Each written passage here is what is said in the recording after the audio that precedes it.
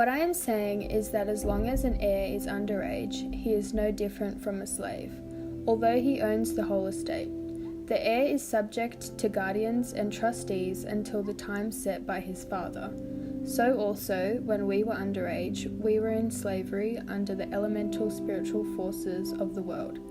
But when the set time had fully come, God sent his Son, born of a woman, born under the law, to redeem those under the law, that we might receive adoption to sonship. Because you are his sons, God sent the Spirit of his Son into our hearts, the Spirit who calls out, Abba, Father. So you are no longer a slave, but God's child. And since you are his child, God has made you also an heir. Chapter 4, verses 1 to 7 is pretty similar to the back end of chapter 3. Paul finishes right where he left off, talking about heirs.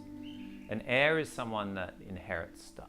Paul is saying that while the heir is a kid, they might as well be a slave. Now, I'm pretty confident that at some point you have thought that your parents have treated you like a slave when they tell you to clean up after yourself or something. That's not what Paul's talking about here. Paul's saying that while the son is a child, they work in the house alongside the slave.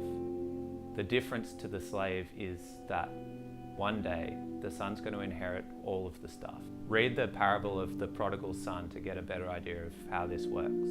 Paul uses a metaphor to help us understand how this whole heirs thing works.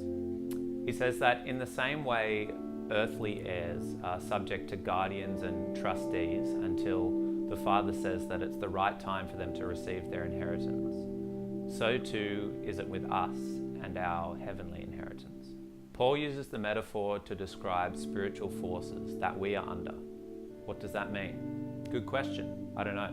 But verse 4 is huge. When the Father said the time was right, he sent Jesus to earth. Jesus was born of a woman, which means he's 100% human, but he was also born under the law because he had to be, so that he could redeem those under the law.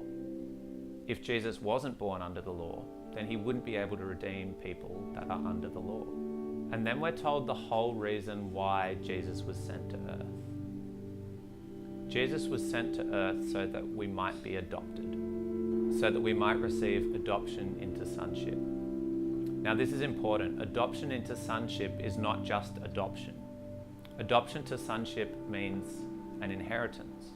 Paul continues in verse 7 to flesh out what adoption into sonship means. It means an inheritance, but it also means much more than that. In verse 6 it says that adoption to sonship means that we can cry out, Abba, Father. That's the personal or affectionate name for a father. Adoption to sonship means that you have a heavenly inheritance, but it also means that you can call God Dad.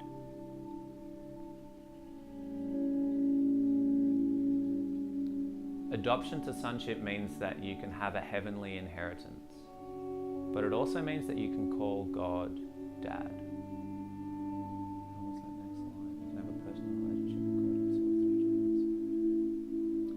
Adoption to sonship means that you receive an inheritance, but it also means that you can call God Dad.